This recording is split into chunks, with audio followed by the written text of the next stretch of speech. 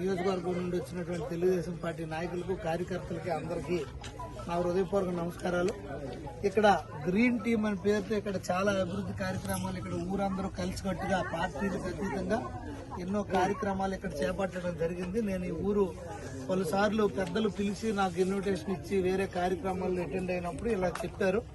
అలాగే నాకు ఇంటికి కూడా వచ్చి ఈ గ్రీన్ టీం వాళ్ళందరూ అభ్యర్థన చేసిన మేరకు మాకు ఇక్కడ ఈ పార్కు అంతా మేము అభివృద్ధి చేస్తున్నాం, నాకు ఒక 10 బెంచీలు ఇలాంటివి కావాలని అంటే, సో మా సొంత నిధులతో కీర్తిశేషులు గౌరవనీయులు పూజ్యులు కీర్తిశేషులు శ్రీ కిందరాపు ఎర్రన్నాయుడు గారి జ్ఞాపకార్థంగా పెద్దవారందరూ కూర్చొని సేద తీరడానికి కోసం ఇలాంటి ఒక 10 బెంచీలు ఈ గేదెలవానిపేట గ్రామానికి ఇవ్వడం జరిగింది.